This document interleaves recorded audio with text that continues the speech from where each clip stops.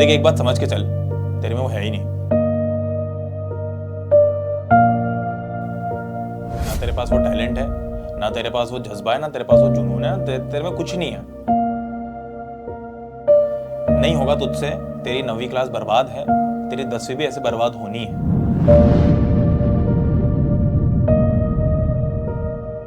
दिसंबर आ गया है ना, अकल थोड़ी आई है अभी तक। कुछ ऐसा ही आपके माँ बाप, आपके दोस्त, आपके रिश्तेदार, आपके आस पड़ोसी आपको बोल रहे होंगे कि 9वीं आ गई है, ना तेरे हाफ ईयरली में ढंग के मार्क्स हैं, दिसंबर आ चुका है, ना तो अब 9th में मार्क्स निकलने और 10th में भी मार्क्स 100% पक्के नहीं आएंगे। ये वीडियो आपको दिसंबर की स्टार्टिंग में देखना बहुत इंपॉर्टेंट है। हर एक क्लास 9 का बच्चा जो क्लास 9 में है, आखिरी टाइम में मेहनत करके पढ़ना चाहता है, उसके लिए ये वीडियो सबसे ज्यादा जरूरी होने वाला है। हर एक बच्चा जो क्लास 9 में है, जो यहां से अपने रिजल्ट को फोड़ने की कोशिश करना चाहता है, अभी तक भी नहीं जगा, अभी तक भी नींद नहीं खुली, अब नींद खुली है भाई साहब, तो यहां से दिसंबर सिर्फ 1 महीना है और जनवरी आधा मान लेता हूं, मैक्सिमम बच्चों के एग्जाम्स फरवरी में स्टार्ट हो जाएंगी। इस वीडियो के अंदर आप लोगों को सारी चीजें बताने वाला हूं जिसकी आपको जरूरत पड़ने वाली है आखिरी के 2 महीनों में। इस वीडियो के अंदर आप लोगों को सारा वो ज्ञान देने वाला हूं जिसकी जरूरत है और जिसके अलावा एक भी चीज फॉलो नहीं करनी, चाहे कोई कितना भी बोल ले। तो मैं लास्ट में सिर्फ एक चीज बोलता हूं, दिसंबर है, मौका है, पर जो है वो आखिरी है। और जितना छोटा अभी टेक्स्ट पढ़ रहे हो ना, उतना ही छोटा तुम्हारा फोकस होना चाहिए। फोकस इतना स्ट्रांग होना चाहिए सिर्फ कुछ चीजों पे जिससे आपके पूरे मार्क्स बनने वाले हैं।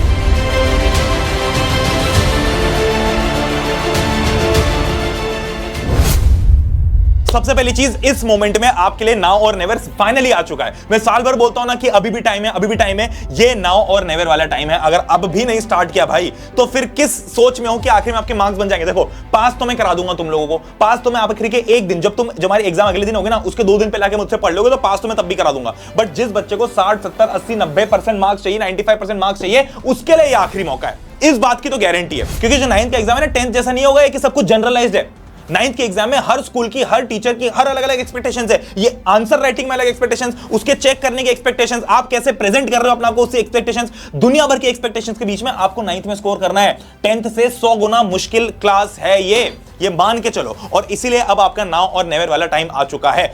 अब खड़े होना बहुत जरूरी है। अब इन सब में सबसे पहली स्टेप है कि भैया अपना टेबल कंसाइज कर लो। जो टेबल जिसके सामने आप बैठ के पढ़ रहे हो ना, उस टेबल के ऊपर भतेरी चीजें मत रख मेरी जान। देख, स्माइल के साथ समझाऊंगा, अभी भी मैं नहीं चाहता हूं तुम लोग टेंशन लो, दिमाग पर लोड लो। भैया समय तो नहीं है, ये बात तो क्लियर है। अब या तो हम रो लें या हम जो कर सकते हैं वो कर लें। अब अगर मैं तुम लोगों को वही चीज बिना स्ट्रेस्ड आउट किए स्माइल के साथ बताऊंगा तो शायद तुम अच्छे समझ पाओगे, क्योंकि मैं जनरली वो धूम धड़ाके धमाकेदार वाले चिल्लाने वाले वीडियोस बनाता नहीं और ना मैं उसमें विश्वास रखता हूं। मेरा सिंपल सा लॉजिक है कि भाई बच्चा ऑलरेडी यहां से बहुत प्रेशराइज है, उसका प्रेशर मेरा काम है, मेरा वीडियो देख रहे हो तो मैं तुम लोगों को और प्रेशराइज नहीं करूं, उसको कम करो, तुम्हारे प्रेशर को रिलीज करो। तो सबसे पहली चीज है कि अपनी टेबल को कंसाइज करो। जो सामने तुम्हारी है, जिस टेबल पर तुम पढ़ रहे हो ना, उस पर से फालतू का मटेरियल पहले हटा दो। क्या क्या रखना है? सिर्फ एक एनसीईआरटी, सिर्फ एक नोट्स वाली किताब जिसमें आप चित्र रहे हो, आप पढ़ रहे हो, जो आप लिख रहे हो उसकी प्रैक्टिस कर रहे हो, और सिर्फ एक और ऐसी किताब जिससे आप थोड़ी बहुत क्वेश्चंस वगैरह निकालना चाहते हो, या मेरी पीडीएफ वगैरह जिसकी प्रिंट आउट तुमने निकाली हो। मैं क्या क्या पीडीएफ दूंगा वो भी मैं बताऊंगा तुम लोगों को। उसके अलावा एक भी चीज मत रखना। रेफरेंस बुक्स हटा दो, R D Sharma, R S Agrawal अगर ले रखी है हटा दो। कोई मोटी मोटी क्वेश्चन बैंक भी अभी अगर बची हुई है, साल भर से नहीं की, अभी करने से कोई मतलब नहीं है, हटा दो। साफ बता रहा हूं, कोई चीज की जरूरत नहीं है इस टाइम पे। जो पीडीएफ मैं दूंगा, जो क्वेश्चंस मैं दूंगा, जो नोट्स मैं दूंगा, उसको उठा के रख लो। नोट्स बनाने का भी तुम्हारे पास में टाइम बचा नहीं अभी, तो वो मैं तुम लोगों को दे दूंगा। अभी क्या करना है, बस जो किताब, एक एनसीईआरटी अपने सामने रखना है, कुछ क्वेश्चन की पीडीएफ या तो अपने फोन में, लैपटॉप में रखो, प्रेफर करना है कि लैपटॉप से पढ़ाई करो, और एक नोटबुक अपने सामने रखना।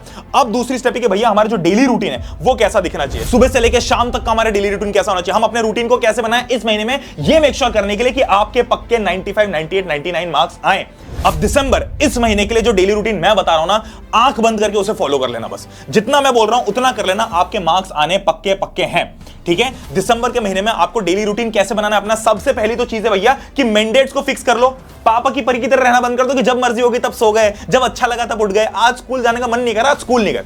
स्कूल चल रहा है ना तो रोज जाओ। ये एक्सक्यूज देके मत बैठो कि भैया आज स्कूल नहीं जाऊंगा। जब तुमको स्कूल नहीं जाना उस दिन मैं बोल दूंगा कि इस दिन स्कूल मत जाओ, क्योंकि मैं कुछ पढ़ाने वाला, मैं कुछ समझाने वाला हूं। उस दिन स्कूल मत जाना, क्योंकि अब एंड गेम आ गया। अब मैं वापस आ गया हूं भाई कि मैं तुम लोगों के साथ खड़ा हूं। अभी मैं खड़ा हूं तुम्हारे साथ में 9th क्लास को हाथ पकड़ के एंड तक पहुंचाने के लिए। अब मैंडेट्स में क्या क्या फिक्स करोगे? सबसे पहले अपने सोने और उठने का टाइम फिक्स करो, और उसमें भी सबसे पहले अपने सोने का टाइम फिक्स करो। मुझे इस बात से कोई फर्क नहीं पड़ता कि तुम भैया 11 बजे तक पढ़ के सो रहे हो, या फिर तुम 2 बजे तक पढ़ के सो रहे हो, या फिर तुम 4 बजे तक पढ़ के सो रहे हो। मुझे इन सबसे कोई मतलब नहीं है। मुझे बस इस बात से मतलब है कि आज जिस वक्त पे तुम सो रहे हो, जिस टाइम पे सो रहे हो, अगले हफ्ते भी उसी टाइम पे सो, अगले महीने भी उसी टाइम पे सो। टाइम अगर 2 बजे का फिक्स करना है, well and good, I have no problems with that, but 2 बजे अगर सो रहे हो तो 2 बजे ही सो रहे हो। अब इसमें +7 करके बस देख लेना, +6 या +7 करके देख लेना कि भैया आप 9 बजे तक, जैसे फॉर एग्जांपल 2 बजे, तो आपको 9 बजे उठना रहेगा। तो क्या आपका स्कूल 10 बजे जो आप 9 बजे उठोगे? नहीं, ऑब्वियसली बात है। तो यहां पर अब देखो वो वाली चीज से ना बाहर निकल जाओ कि भैया हमको तो 8 घंटे की नींद चाहिए हेल्दी लाइफस्टाइल के लिए, है ना, पूरा। अब टाइम नहीं है, वहां कॉम्प्रोमाइज करना पड़ेगा। अगर ये नहीं सुधर रहा ना तो वहां सुधारना पड़ेगा। 2 बजे सो रहे हो तो 2 बजे फिक्स कर लो, 1 बजे सो रहे हो तो 1 बजे फिक्स कर लो, 12 बजे सो रहे हो तो 12 बजे फिक्स कर लो। सबसे पहली बात अपना मैंडेट फिक्स करो। दूसरी चीज, 2 घंटे की रोज आपकी, अभी भैया 2 घंटे की, सिर्फ 2 घंटे की स्टडी हो जाएगा काम? नहीं होगा, बट 2 घंटे फोकस स्टडी, सिर्फ और सिर्फ फोकस स्टडी करना है 2 घंटे बैठ के।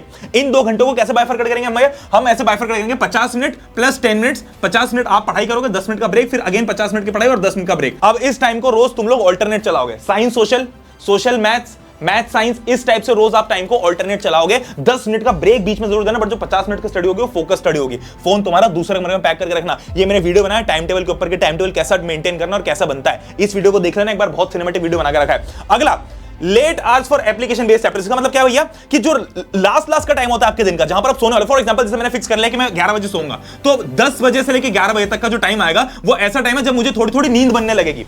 तो 10:30 बजे के आसपास तो ऐसा हो जाएगा कि अगर तुम इस टाइम पे कोई थ्योरेटिकल चैप्टर पढ़ रहे हो, सोशल साइंस पढ़ रहे हो, बायोलॉजी पढ़ रहे हो, तो तुम बस पढ़ रहे हो, वो तुम्हें याद नहीं होगा। हमको ऐसा लगता है ना, हम रात में पढ़ते जा रहे हैं, 3-4 लाइन पढ़ी, फिर एकदम से स्किप हो जाता है माइंड, और फिर सोचते कि ओह शिट क्या पढ़ा था हमने, अच्छा यहाँ पे ऊपर 2-3 वर्ड। तुम आगे बढ़ जाते हो वर्ड्स में, तुम्हें पता ही नहीं चलता तुम कितना आगे बढ़ते जा रहे हो, और तुम्हें समझ में भी कुछ नहीं आता। तो इसलिए ये मेक श्योर करना है कि जो लास्ट का टाइम है इसमें वो चैप्टर्स मत पढ़ो जिसमें तुमको ज्ञान अपने दिमाग के अंदर डालना है। ऐसे चैप्टर्स पढ़ो जिसमें तुम्हें दिमाग से ज्ञान निकालना है कॉपी के ऊपर। एप्लीकेशन बेस्ड चैप्टर जैसे कि मैथ्स हो गया, फिजिक्स के न्यूमेरिकल्स हो गए, ये सारी चीजें तुम लेट आवर्स में करोगे जब तुम सोने वाले हो। इस टाइम पे कुछ भी याद करते मत बैठना। अगली सबसे इंपॉर्टेंट चीज, जो आपने एक दिन पहले पढ़ा उसका रिवीजन सबसे लास्ट में एक बार। अब रिवीजन भैया क्या 1-2 घंटे नहीं, मैं कह रहा हूं कि इस रिवीजन का रूल बनाओ कि आपको सिर्फ 15 मिनट इस रिवीजन को प्रैक्टिस करना है। सिर्फ 15 मिनट में आपको जाले झाड़ने कि आपने क्या पढ़ा, पूरा बैठ के नहीं पढ़ना, सिर्फ जाले झाड़ लो। एक रिक्वेस्ट है, हमने आज तक इंग्लिश हिंदी को खूब स्किप किया, कोई जरूरत नहीं करने की।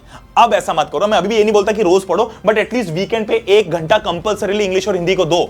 एटलीस्ट इतना हो कि भाई तुम्हें ऐसा ना हो कि एग्जाम के एक दिन पहले बिल्कुल लॉस्ट हो गए, हमें कुछ आइडिया नहीं कि क्या पढ़ना है। आइडिया हर चीज का होना चाहिए, तो इसलिए लैंग्वेज को साथ लेके चलो। अगला और सबसे इंपॉर्टेंट पॉइंट दिसंबर में जिसका ध्यान रखना है वो है रिवाइज, रिवाइज और रिवाइज। कितना भी याद रख लो, कितना भी पढ़ लो, कितनी भी 100 बार पढ़ लो, रीड नहीं करना मेरी जान। प्रॉब्लम पता है क्या, हम बैठ के क्या करते हैं कि हमने एनसीईआरटी पढ़ लिया, कोई भी किताब पढ़ ली, कोई भी नोट्स पढ़ लिए, अब अगले दिन उसको रिवाइज करना है तो वापस से रीड करने बैठ गए। उसको रीड करना बोलते हैं मूर्खों। रिवाइज करना उसको बोलते हैं कि जो तुमने पढ़ा उसको अगले दिन जब रिवाइज करने बैठो तो आंख बंद करके पहले रिकॉल करो कि क्या पढ़ा था तुम लोगों ने उस जगह पे, और उन चीजों को रिकॉल करके वापस एक कॉपी और पेन पे लिखने की कोशिश करो। जो चीज पढ़ी थी उसको एज इट इज विजुअलाइज करके लिखने की कोशिश करो, उसको बोलते हैं एक्टिव रिकॉल। वो चीज से तुमको याद रहेगा। अभी याद क्यों नहीं रहता उसका सबसे बड़ा रीजन ये है भैया कि हम तो बस रीड करते जा रहे बार बार रिवीजन के नाम पे। रिवाइज करने का मतलब ये होता है कि आज जिस चैप्टर को करने में तुम्हें 60 मिनट लगे ना, अगले दिन जब तुम उसको रिवाइज करो तो तुम्हें सिर्फ 15 मिनट लगे। ये 1/4 वाला रूल ध्यान रखना। रिवीजन का 1/4 वाला रूल सबसे इंपॉर्टेंट है। जिस चीज को आज करने में अगर 2 घंटे लगे तो अगले दिन उसका 1/4 यानी कि आधा घंटा ही लगना चाहिए,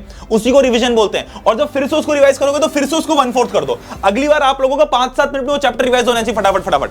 ये चीज होती है रिवाइज करना। रीड करने में तो वापस से 60 मिनट का 50 मिनट लग जाएगा, बट उससे कोई मतलब नहीं है, तो एग्जाम टाइम में भी तुम्हें उतना ही टाइम लगेगा। अब इन सब में ना एक निवेदन है तुमसे, ये जो मैंने बना रखे ना नोट्स, जो तुम्हारे सबसे बेस्ट हैंड रिटन नोट्स है क्लास 9 के, हाथ से लिखे हुए नोट्स हैं, हाथ से सारी चीजें मेंशन की हुई कि भाई जो भी बच्चे को फील आनी चाहिए। ऐसा नहीं कि वो उसको लगे कि मैं ये तो टाइप चीज पढ़ रहा हूं, मुझे तो फील चाहिए। उस फील के लिए अलग से हाथ से लिखवाए हुए नोट्स है। इन नोट्स को प्रैक्टिस करो। ये जो 1 पेज नोट्स बना रखे ना, जिसमें एक पेज में पूरा चैप्टर कंसाइज है, इस एक पेज की अगर तुम लोग प्रिंट आउट भी निकाल लेते हो और रख लेते हो ना, तो भी तुम्हारा काम हो जाएगा। कहां मिलेगा? ये ऐप पे मैंने डाल रखा है, डिस्क्रिप्शन में भी लिंक डाल दूंगा। भाई प्लीज इनको यूज करो। मेरे लिए नहीं बना रहा हूं, ये मुझे याद है, 100 बार पढ़ चुका हूं और 100 बार पढ़ा चुका हूं मैटर एंड सराउंडिंग्स। मेरे लिए नहीं है, ये तुम्हारे लिए है। इसको यूटिलाइज करो, फ्री में मिल रहा है तुम लोगों को, कोई पैसे नहीं देने इसके।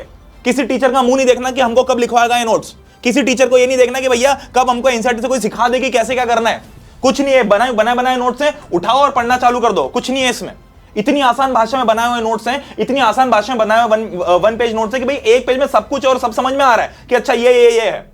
अब ध्यान रखो इन चीजों का।